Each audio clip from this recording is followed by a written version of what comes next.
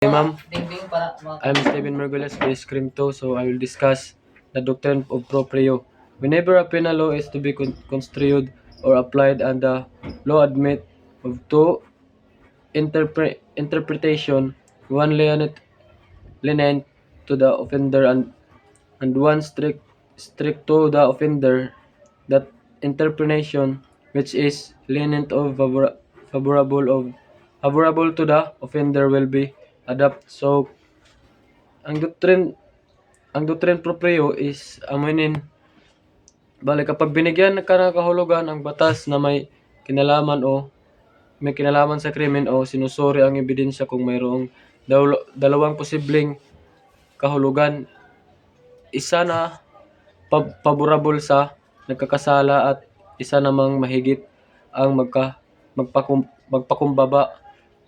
Then na pagkakahulugan ang dapat sundin kung nanatili ang pagdududa tungkol sa pagkakasala, hindi maaaring hatulan ng guilty ang akusado. So sunod is nullum crimen nulla poena sine lege. There is no crime and there is no law punishing the same. This is true to civil law countries, but not to common law countries. Article 29, no felony shall be punishable by any penalty prescribed by law prior to its commission. There is no crime and there is no law punishing the same. So, ang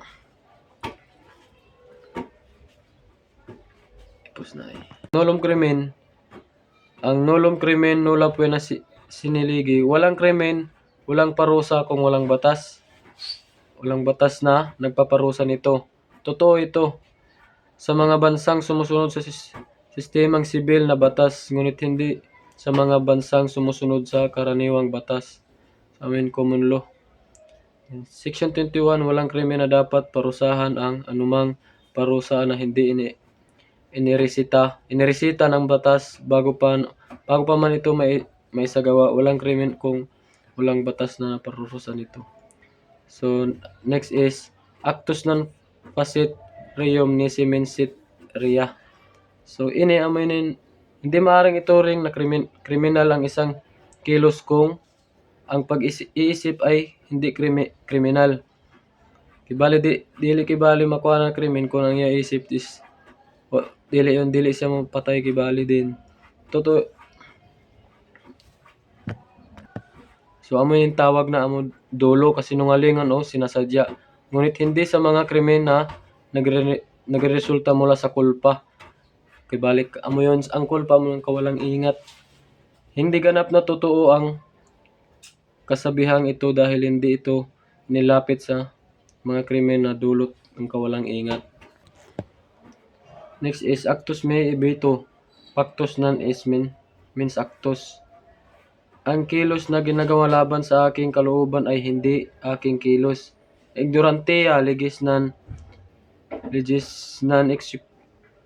excusat. Ignorantia juros nan excusat. Ang pagkakaalam sa batas ay hindi nagpapalaya sa sinuman. Ito ay isang prinsipyong pangbatas sa nagsabing hindi maaaring makatakas ang isang tao sa pananagutan para sa pagsuway sa batas lamang dahil hindi niya alam ang nilalaman nito. Ignorantia factus excusat. Makatotohanang pagkamali sa katotohanan nagpapalaya sa gumagawa ng kilos mula sa pananagutang kriminal dahil ang taong kumikilos batay sa pagkakamali sa katotohanan ay walang kriminal na layunin. So, next is dura lex sed lex. Maring mahirap o mapangapi ang batas, ngunit ito ay batas. Aminin koan, yun, bahala hars ng ang batas kibali anlo. Wagid mahimo kaya mo sa kuan gid patakaran. So, ang krimen sa karaniwang batas, common law crimes, mga kilos o gawain na kinukundina o komunidad bilang mali o kahiyan kahit na walang batas na nagsasabi ang mga ganitong kilos ay kriminal. Mga krimen, felony at pananagutan. Krimen, felony. Ang isang krimen na sakop ng Revised Penal Code ay tinutukoy gamit ang terminong ito. Huwag gamitin ang terminong ito para sa mga paglalabag sa espesyal na batas. So, offense. Mga krimen na pinarurusahan sa ilalim ng espesyal na batas na kilala rin bilang statutory offense, paglabag sa batas na itinakda ng lehislatura. Maliit na paglabag kung ini misdemeanor, isang maliit na paglabag sa batas tulad ng paglabag sa ordinansya. Mga uri ng krimen, mga felony. Ayon sa paraan ng pagkakasagawa, ayon sa yugto ng pagkakasagawa, ayon sa bigat ng kalubhaan. Mga pagkalahatang elemento ng mga krimen, so felony. Isang kilos o kawalan ng kilos. Act or omission. Act, anumang uri ng paggalaw ng katawan na may posibilidad na magdulot ng epekto sa labas ng sarili, kasama rito ang pagkakaroon ng pag-ari, posisyon, kawalan ng kilos, omission. Ang kawalan ng pagsagawa ng isang tungkulin na kailangan gawin ayon sa batas, mahalaga na may batas na nangangailangan ng pagsagawa ng kilos. Kung walang ganitong tungkulin, walang pananagutan.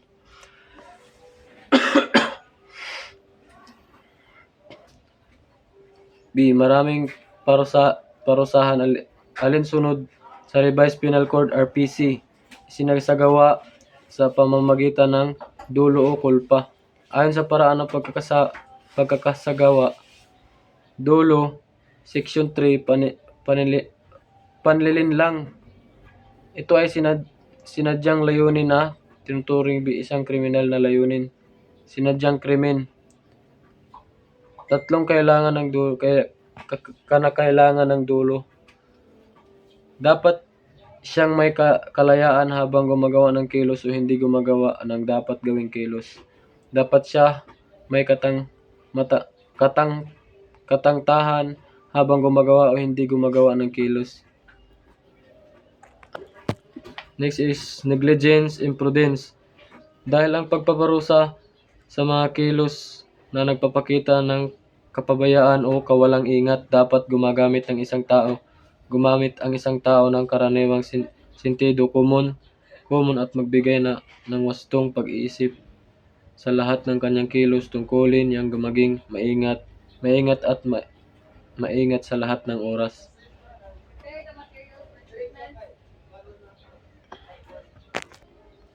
Next is doctrines concerning culpable crimen. So, emergency rules. A person who controlled with a sudden emergency may be left no time so he must make a speedy decision based largely upon impulse of strict. So, sa emergency din, ang isang taong naharap sa biglang sakit na nangyayari ay maaring walang sapat na oras para mag-isip, kaya kailangan niyang gumawa ng mabilis na desisyon batay sa kusang loob o likas na ugali. Then, doctrine of last clear chance. The contributing negligence of party injured will not defeat the action if it be shown that the accused might, by the exercise of reasonable cares and prudence, have avoided the consequences of the negligence of the injured party. So next is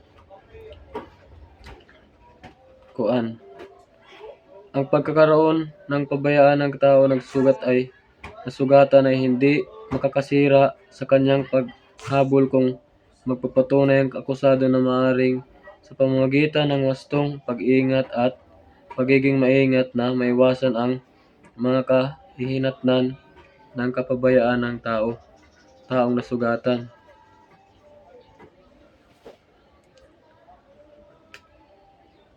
6. According to the Statutes of Execution, Article 6,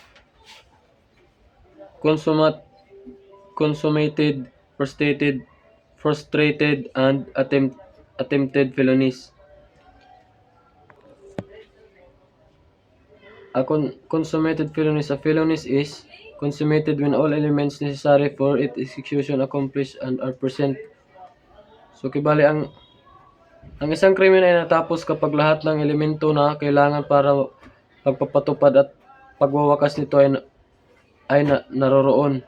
So, frustrated felonies. Ang frustrated felonies, ang pagkasala ay nagagawa sa lahat ng mga kilos para maisakatuparan ang krimen na dapat magdulot nito po. Ngunit, hindi ito natutupad dahil sa mga dahilan na hindi nasa kontrol ng pagkasala. Attempted felonies. Kapag ang nagkakasala ay nagsimula sa paggawa ng krimen sa pamamagitan ng direktang mga kilos, ngunit hindi niya natapos ang lahat ng kinakailangang kilos para maisatuparan ito dahil sa ibang dahilan o pangyayari, hindi dahil sa kusang loob niyang pagtigil. Crime related to classification of felonies as to stage of commission. So, aminin sa kuana sa formal crimes. So, formal crimes, aminin mga krimen na natatapos sa isang pagkataon lamang. Material felonies, mga krimen na may iba't ibang yugto ng pagkasagawa. So, felonies by omission, mga krimen na walang yugtong sinumulan pa lamang. So, overact. Ang pagsagawa ng krimen ay tinuturing na nagsisimula kapag naroon ang mga sumusunod. May mga labas na kilos, dalawa mga labas na kilos na ito ay direktang kaugnayan ng krimen ng balak gawin. Internal acts, mga layunin, ideya at plano sa mga pagkalahatan, hindi mapaparusahan, dapat magkasabay ang layunin at kilos. External act, mga labas na kilos. Preparatory act, mga kilos na umaakay patungo sa krimen, karaniwang hindi pinaparusahan, maliban na lamang kung itinuturing ang batas na mga hiwalay na krimen. Act of execution, karaniwang mga tangibong kilos na may lohikal na kaugnayan sa isang tiyak na tunay na paglabag sa batas. Attempted stage. Ang nagkasala ay nagsimula ng pagsasagawa ng krimen sa pamamagitan ng direktang mga tangibong kilos. Then, disentance. Isang dahilan na nagpapalaya sa pananagutan dahil hinihikayat ng batas ang isang tao na tumigil sa paggagawa ng krimen. So, frustrated stage, ang nagkasala ay nagsagawa ng lahat ng mga kilos na kailangan para sa pagsasagawa. Consummated stage, ang nagkasala ay nagsagawa ng lahat ng kilos na kailangan para gumagawa ng krimen. Section 9. Grave felonies. Ito ang mga krimen na ang batas ay naglalagay ng parusang kamatayan o mga parusa na alinmang yugto nito ay mga afflictive, mga parusang mabigat. Mga parusang afflictive penalties, reclusion perpetua, reclusion temporal, walang karapatang makilahok sa buhay o sa anumang gawain ng lipunan ng buong buhay. Perpetual o absolute distinguish, walang karapatang makilahok sa ilang gawain ng lipunan pagsamantala o sa buong buhay. Perpetual temporary, special distinguish. Prison mayor, multa ng mahigit na 6K. Least grave felonies, ito ang mga krimen na pinaparusahan ng mga parusa na kanilang maximum na yugto, mga ay mga koreksyonal, mga parusang pampatama. Alin sunod sa nasabing seksyon? Correction penalties, prison correctional, aresto mayor, pagsuspended, tungkulin o karapatan, pagbabawal o pumaroon sa isang lugar, distero, multa ng kuntabas na mahigit sa 200 pesos. Pero kung yan dapat Mga maling krimen, light felonies, ito ang mga paglabag sa batas ng parusa ay isa sa sumusunod. Mga light felonies, light penalties, aresto minor o multa ng mahigit 200 peso o pareho ang dalawa.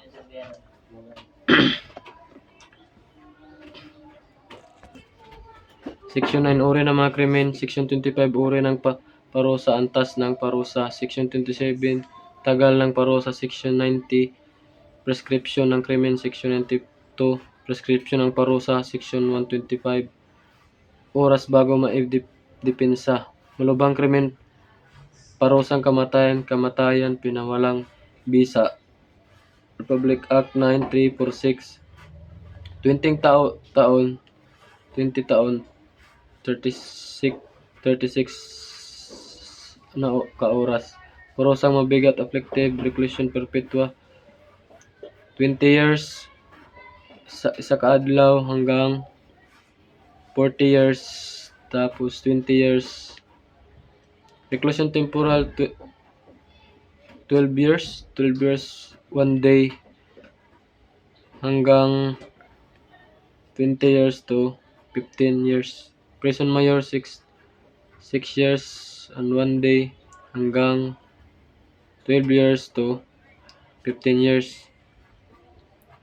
Correctional prison correctional 6 months and 1 day and 6 years to 10 years and 18 hours. Aresto mayor, 1 month and 1 day to 6 months to 5 years.